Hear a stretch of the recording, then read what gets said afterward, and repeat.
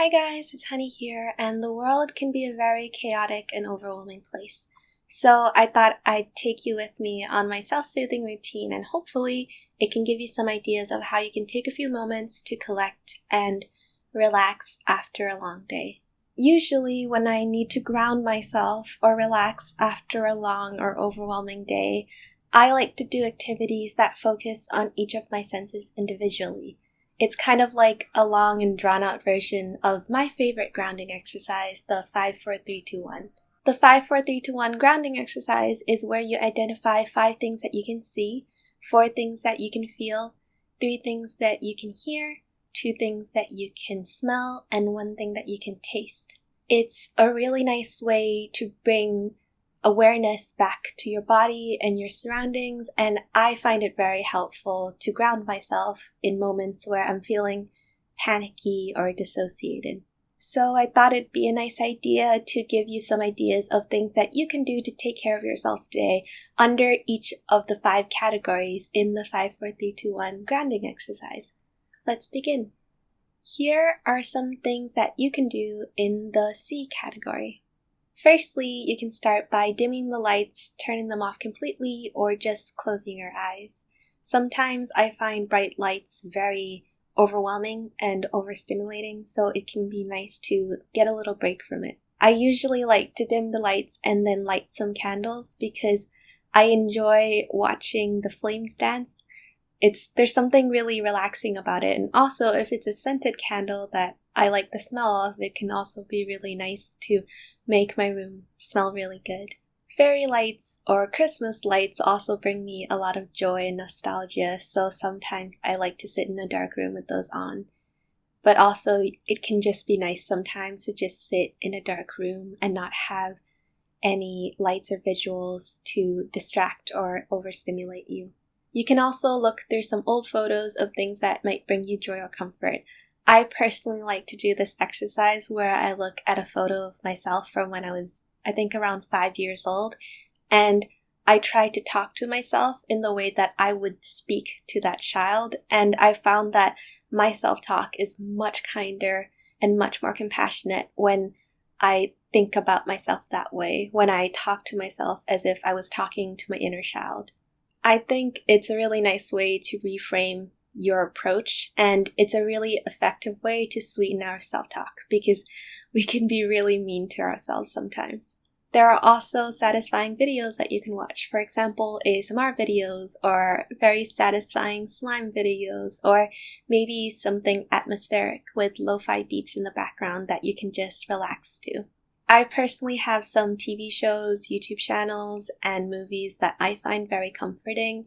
For example, Friends, or Baking with Leighton, or Greta Gerwig's Little Women. Those shows and movies really make me feel comforted, and it's kind of like just hanging out with a really good friend after a long day. I also really like to read. As an auditory learner, I'm a big fan of audiobooks, but I find that sometimes reading physical books with my eyes is a very different and much more relaxing experience. And maybe that's because sometimes I read audiobooks at almost double the speed, but when I read books physically with my eyes, I find that I read it much slower and I'm able to enjoy and be more immersed in the story, especially ones that have a lot of visual descriptions. If you're looking for some recommendations, here is a little list of some happy, wholesome books I like to read, some of my go-tos and my favorites. First off, In the Event This Doesn't Fall Apart by Shannon Berry is a collection of poems and short prose about falling in love. Shannon is one of my favorite writers ever. She posts a lot of her writing in her Instagram captions, and they are absolutely magical. Secondly, Red, White, and Royal Blue. Of course, everyone and their cat has read and loved this book. I can't help but fangirl, and it just warms my little heart so much. And speaking of fangirl, Fangirl by Rainbow Rowell and Carry On by Rainbow Rowell are also 2 of my favorite comfort reads. And lastly, Everybody Always by Bob Goff. He has an amazing ability to find magic and pure joy in the everyday stuff. This book definitely helped rekindle my faith in human goodness, and we really need more people like him. Now on to some things that you can do in the feel category. First off, you can wrap yourself in a warm blanket or hug something soft. Or you can change into some more comfortable clothing. I have this bear right here that can be filled with warm water, and it's really nice to cuddle him when I'm feeling blue. And also for any of the uterus-having humans out there, he's very helpful for cramps.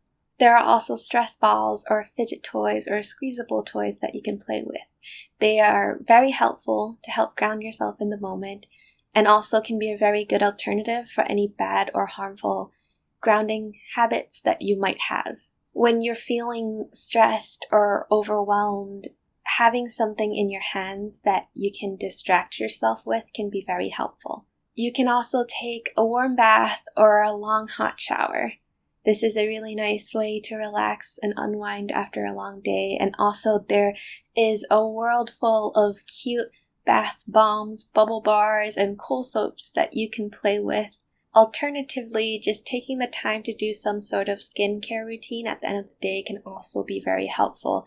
I find that rubbing lotion on my body can be a very grounding activity, and also just it's a really nice way to show myself that I love myself by taking care of myself and my body every single day. You could also do some light stretching, yoga, or exercise. For me personally, I love physical grounding.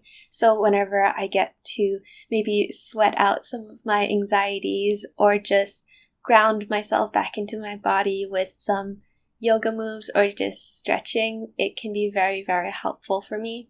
It can really help bring the focus back into your body, and also exercise gives you endorphins, which can also be really, really good for your mental well-being. Hugging yourself or moving your body around can also be a really great way to physically ground yourself. Depending on how you're feeling, you might find it better to hug your body inwards or expand your body outwards. Whatever that instinct is, take that and double it. Hug yourself tight and curl up into a little ball, or expand your arms and jump around wildly. Trust me, it helps so much, especially if you look absolutely ridiculous while you're doing it, because it might actually make you laugh as well. Next up is some things that you can hear. First off, you can listen to some calming music or some ASMR, or put in some earbuds so that you can get some much needed silence. You could also listen to an audiobook or a podcast. I use audiobooks so much when I have to go outside on particularly agoraphobic days, because sometimes a distraction from the chaotic environment or anxiety-ridden environment that you're in is exactly what you need. You could also listen to a guided meditation. I find that I'm really bad at stopping my mind from wandering while I meditate in silence, so when I try to meditate, I find that guided meditations works best for me.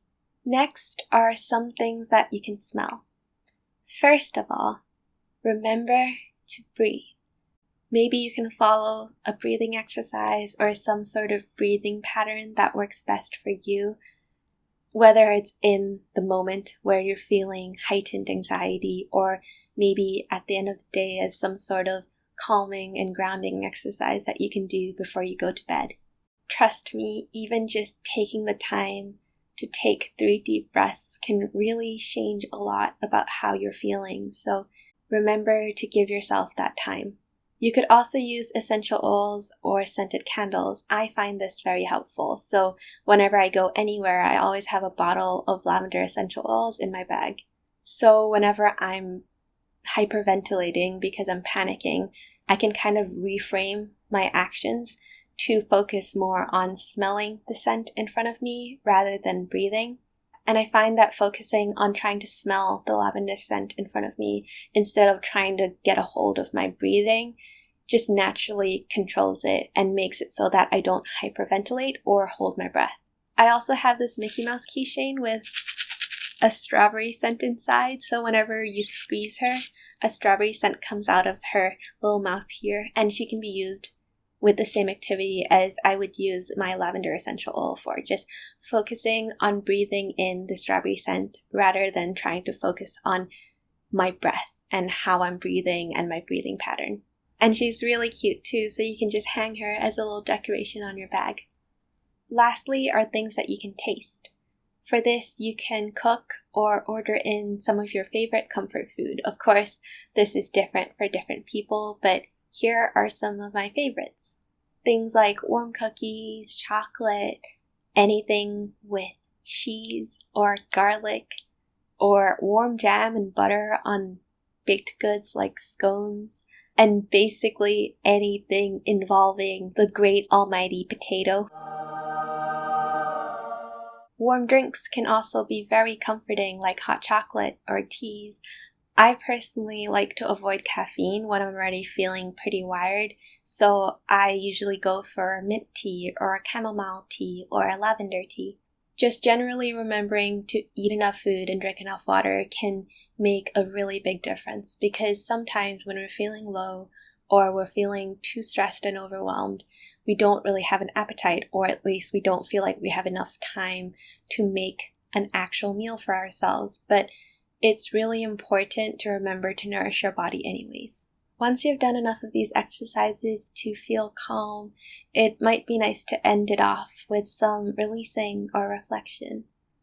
You could maybe write in a journal and reflect on some of the feelings you felt earlier, and maybe some of the things that happened that made you feel overwhelmed or stressed, or feel like you needed to take a moment to kind of collect yourself and ground yourself back into your body.